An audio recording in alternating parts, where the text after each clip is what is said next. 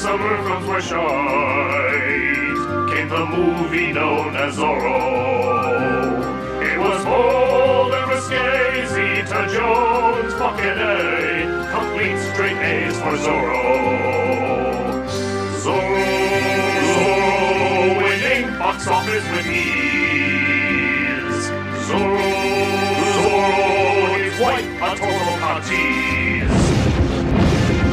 6 years too late, on a cruel twist of fate, came a less impressive Zorro. He was drunk and he prayed, made us crave the gateway. 'Twas us and A for poor Zorro.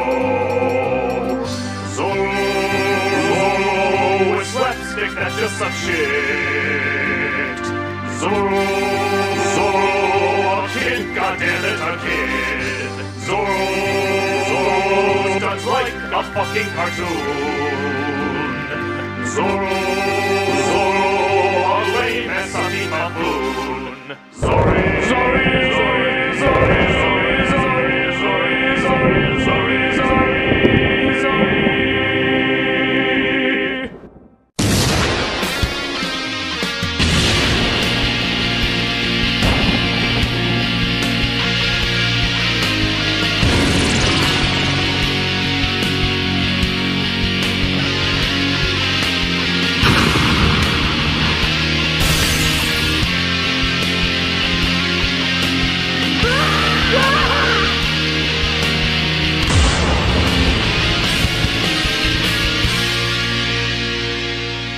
Hello, I'm the Nostalgia Critic guy, remember it so you don't have to. Director Martin Campbell has been getting a bit of a reputation as a savior of franchises. Not only did he revive the James Bond movies from total destruction twice, but he also brought the classic Zorro back from the grave in The Mask of Zorro. In a time when everything was CG explosions and disaster films, this gave us actual stunts, developed characters, comedy, drama, old comers, newcomers. It was a reminder of how summer movies were supposed to be done. And of course, it was a big hit. So big that everyone involved went on to do other things. The spotlight was suddenly on these people and they didn't want this to be the only thing they were associated with. But then after a few shitty movies, they said, yes, we do want to be associated with this. Remember when we were good here? Remember when you loved us here? Well, we're gonna help you relive those moments all over again with a sequel. A mere 7 years later. Way to ride that hot streak, guys.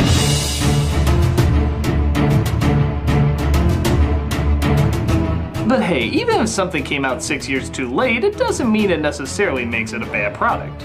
No, the fact that it's a bad product is what makes it a bad product. Where the first film had a bit of an edge to it with family members being killed off and disembodied heads in jars, this one plays like a fucking Saturday morning cartoon. No drama, no logic, and stunts you'd see at a Six Flags stunt show than a high-budget sequel. It was a pretty major letdown. But it's one thing to talk about it, it's something else entirely to experience it. So, let's take a look at Hollywood's shitty ass sequel. So California is on the verge of becoming the 31st state as an election is held to hopefully merge with the union. Insert immediate stupid as Zorro himself apparently votes in the election. That must have been an interesting registration form to fill out. Okay, sir, if you could please fill out your... No, sir, that's a... I'm going to need your full... Sir, this won't count if you... Okay, whatever. But a villain with 2 frozen strips of bacon on his face comes to steal the ballots by... shooting their hats off. State your business, McGivens. I haven't voted yet. Oh, I'm sorry, you're too late. The polls have already closed. Don't mess with me, boy. I've caused the Top Hat Massacre of 43. Of course, Zorro, played by Antonio Banderas, comes in to save the day. Sir, what do we do? He has no hat to shoot. Then God help us all. They literally tried to steal the election by putting the votes in a carriage with the world's fucking strongest horses. That's solid brick. What kind of steroid oats are you feeding these things?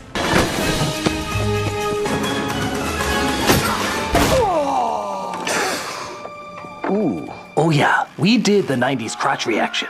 And it's 2005. Oh, and get a load of this denial of reality. What do I... No!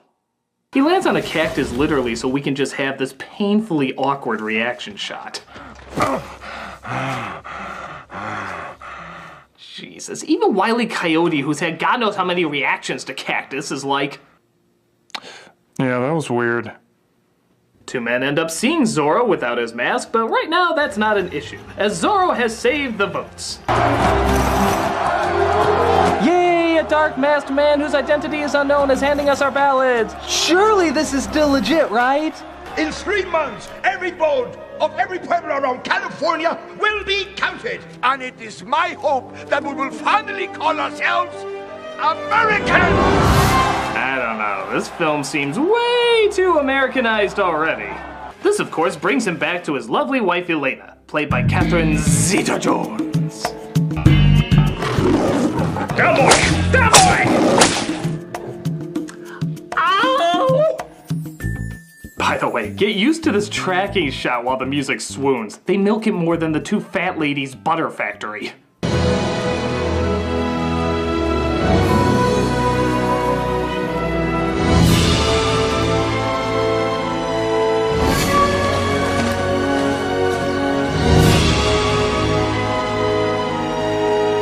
I don't care if you mug more than the LA crime circuit. One day you will be mine. Though it seems he's returned home to both her and his son, he suddenly realizes that Zoro's days may still not be over. No, here's me. Here is quitting. We're this far apart. You know I'm Catherine Zeta-Jones, right? Where's that proof? That you do not know your own son. But they summon Zoro by ringing the bell 5 times because... I'm sure it was cheaper than this. And he rides off to save the day again. The following morning, Joan starts to feel like she's being watched. Oh yeah, cause they look intimidating. Run, woman! They might start to sing the banker song from Mary Poppins!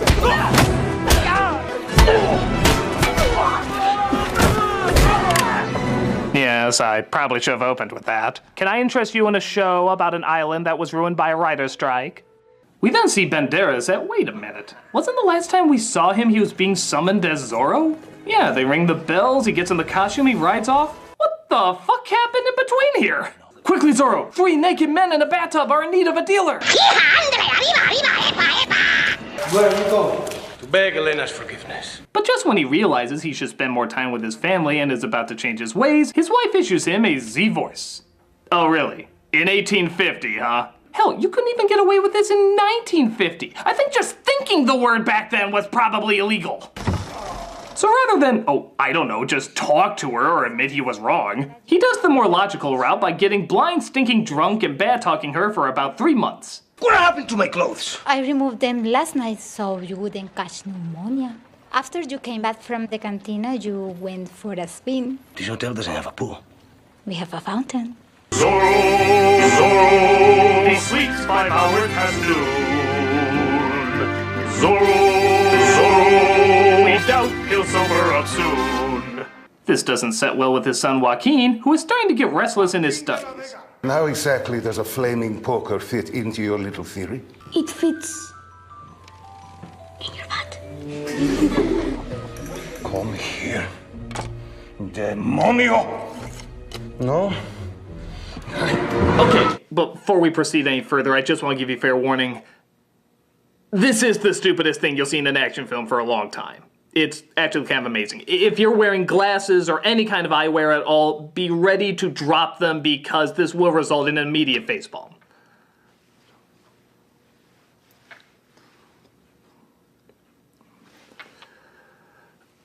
Go ahead.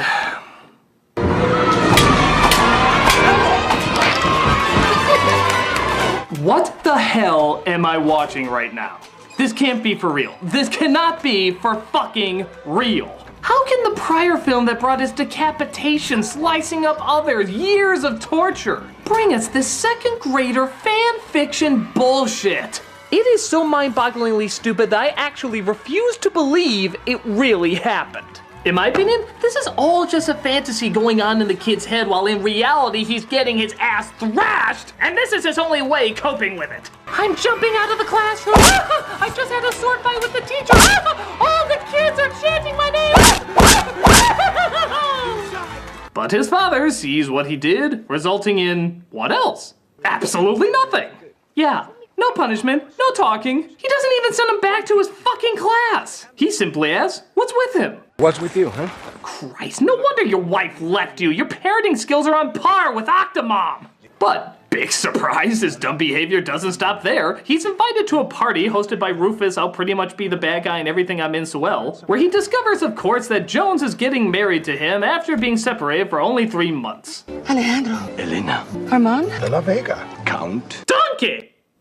Thus, our brave and virtuous Zorro gets plastered and makes a complete dick of himself. Perhaps you should wear lipstick if you're gonna act like my mother. I can handle her. Fall to your knees and beg me to take you back. Zorro, so drunk he can't even walk. Zorro, his ex-wife he likes to stalk. After getting thrown out of the party, he finds a corner to go get drunk in where, believe it or not, even his horse starts to drink with him. Hey, get it out!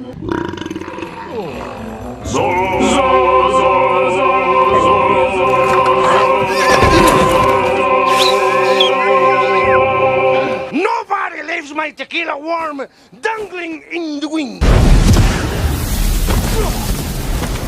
This is gone. Stop filming this piece of shit and start making a real movie. I mean a drunken horse? WTF.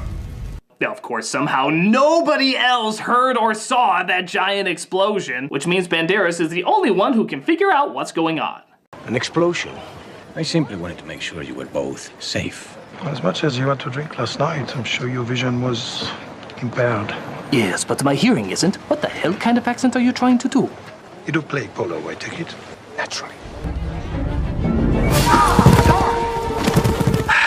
Remember when this music used to go to cool stuff? In the first film, it was a horse chase, a sword fight. Now it's goddamn polo. Oh, they just keep upping the fucking ante, don't they?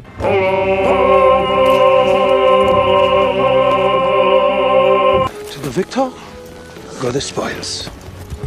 So, after that completely pointless exchange, Temporary Tattoos here goes to steal the deed to a person's house so he can own their land. Please, senor. This land is all we have. And the Lord shall expel them before you, and ye shall possess their land. You know, I don't think he knows what those words actually mean. I think he just memorized random passages thinking they'll sound important. And Samson visited his wife with a young goat and said, I will go into my wife in her room. Wow, that sounded bad. Okay, just forget that last verse. That's not me. Drop your guns. All of you! Zorro has them where he wants them, tells the couple to go inside, and then just takes off like a pussy. Wait, he tells them to go inside the house and then doesn't even stay to protect them? That's like telling a mouse, go get the cheese from the mousetrap. I shall be with you in spirit from afar. This leads to the husband getting killed, but luckily Zorro's horse is inflammable and saves the wife and kid. Are horses just like super beings in this world? Eventually, Zorro sneaks into the bad guy's house while Jones does pretty much the exact same thing. Where is the bathroom? I would like to powder my cheeks. Yes, your tan does seem to be coming off. Feliz Navidad, assholes. I am Zorro. Ho, ho, ho. It'll take my boys 2 days to cover the quarter mile. Otherwise, you get nothing. Listen to me, you backwards ass frog. You hedge on my money, you won't ever see me. Christ, I am so bad at what I do. Do you have a Bible quote you're especially afraid of?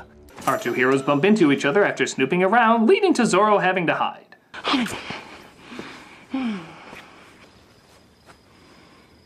Jesus, I think Mad About You had less bickering than this film. We're hoping to get the horse his own Nickelodeon show. Check your local listing. So, in the mother of all coincidences, Barbecue Sauce Tier happens to stop by a field trip that Zorro's son happens to be a part of and happens to sneak aboard without being seen. Quelle coincidence! What are you doing here, kid? Looking at two of the ugliest guys I've ever seen. No! Soap! All we can do is duck from its aroma-pleasing destruction! Zorro saves him and gets him to safety, only to be captured himself by the people who know his identity. We're the Pinkertons, operatives of the United States government. Elena works for you? So, as you probably figured out, these are agents who blackmailed Jones to be a spy for them so they can stop whatever evil plans Zoel is up to. Okay, two major problems with this. One, why the fuck couldn't she tell him that? Even if they threaten to kill him or her, she can still tell him and he can just be on his guard. Second, and definitely the bigger problem here, you find out who Zoro is and you decide to use his wife. Why the fuck don't you use Zoro? I mean, he's Zoro! He's fucking Zoro! He's literally an action hero, but you go for his wife? What the fuck's wrong with you? How would this make sense in any reality? I know who you are, Bruce. And if you don't want me to tell the cops out there, I think you know what I want you to give me. And what is that? I want Alfred. My butler? Yeah. Why the hell do you want my butler? Oh, Commissioner Gordon! All right, I'll give him a call. Alfred? Oi. Get down here. Oi. It's on his way. You do know I'm Batman, right? Yeah, I don't care. I can bug phones, sneak into places. I still want my Alfie. Okay, I don't follow this at all. Right, there I am. Sweet cakes! Darling!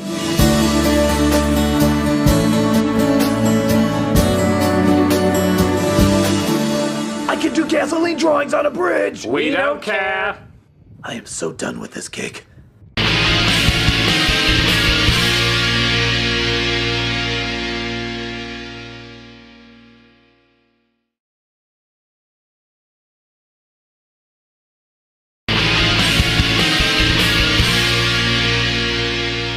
So, as if this Zoro couldn't possibly be any more pathetic in this film, he ends up getting stuck in jail and has to rely on his son to break him out. That's right, an 8-year-old little boy is going to break out Zoro. His son, of course, has a foolproof way to break him out. He just bends over. Christ, even my dumb guard standards, that's borderline brain dead. What, he couldn't dress up like a woman and lure him with his feminine wiles? He then meets up with Jones at our villain's headquarters.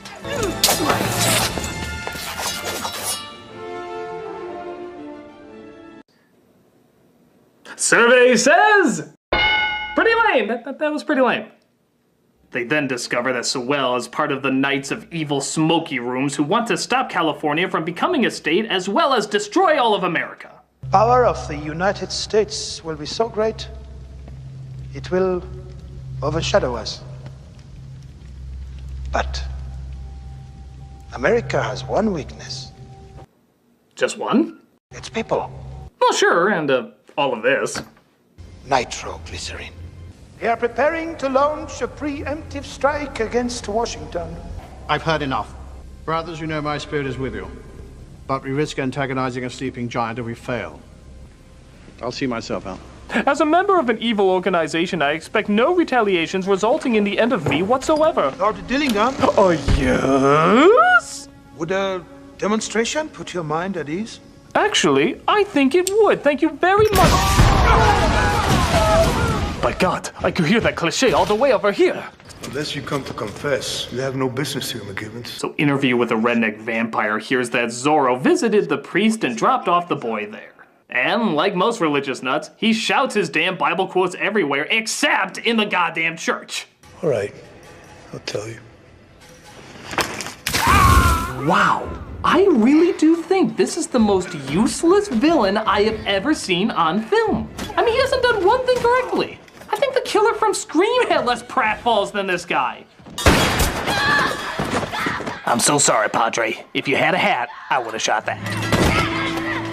They take the kid away as Zoro, the master of disguise, sneaks in to where they're making the nitro without ever being noted. Did everybody just come down with a case of the stupids? Seriously, how many people are working in this damn place? Not one of them? Fucking one of them notices that one of them is wearing a black mask and is so obviously Zoro? All of him is exposed except for his hat!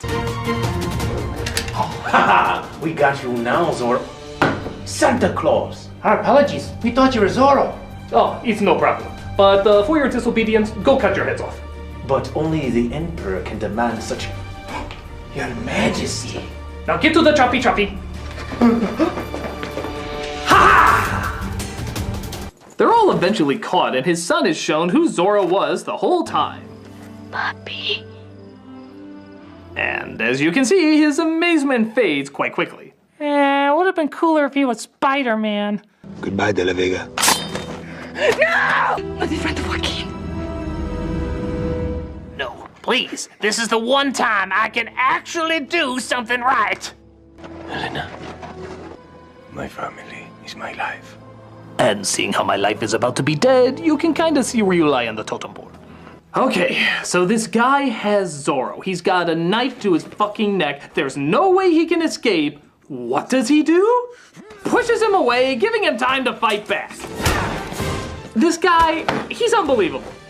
The only thing he got done in this movie was shoot the fucking priest. And even then, I think that was just a lucky shot. Oh my god! Are you fucking kidding me? He didn't even kill the goddamn priest. Claim your prize, man, claim your prize. You are the most worthless villain in film history.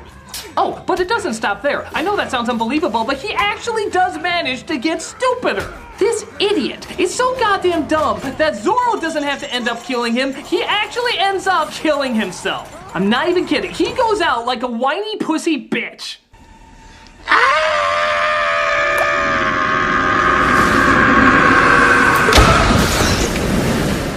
Even his scream was embarrassing. Give it up for him, ladies and gentlemen. We will never see a less intimidating antagonist. Well done, sir. Well done. Oh, and how did the priest survive that gunshot, you might ask? Guess. No, really guess, because there's only one thing to guess, and it's, of course, the right answer. You know you're thinking it. Go ahead. You can say it out loud. The cross stopped the bullet. God works in mysterious cliches. Fuck, Kirk Cameron is more subtle than you. So he goes after a train filled with nitro, which also holds his family, and coincidentally picks the exact right window to punch. To be fair though, I do love this line. So the devil will know. No, thank you. I can handle my own paperwork. They strap John Murdoch to the front of the train where he blows up with the nitro, and thank God somebody started to build a brick wall, but then stops 1/80th of the way through. Welcome to the Union, Governor. Yay, we belong to a country that's still using slavery! Freedom! Wonderful freedom! Our heroes decide to get remarried only to find the bells are summoning Zoro again. And I guess everybody's okay with him abandoning his family now. Padre, can you hurry it up a little? The people are calling. Let's hear it for our hero who has gone through absolutely no change whatsoever. Debbie, Debbie, Debbie, Debbie, Debbie, Debbie, Debbie, Debbie, Debbie, Debbie, Debbie, Debbie. Jesus Christ, what the hell happened? The first film was so good, and it's so hard to believe that the same people were involved with it. The characters are idiots who don't learn anything, the fighting is way too silly to get invested in, the humor's not funny, the drama's not interesting. It just feels like it was written by a child. I still stand by the first Zoro movie with Banderas and Zeta Jones is an action marvel. One of the most entertaining of the past few decades. But this is just a disaster. It killed the chance of there ever being a Zoro movie in the near future. But hey, if it was with these people again, maybe that was a good thing. Because I don't think I could sit through a piece of crap like this ever again. Well, maybe they changed one thing. That could work. Nah, it's still stupid. I'm the nostalgia critic. I remember it so you don't have to.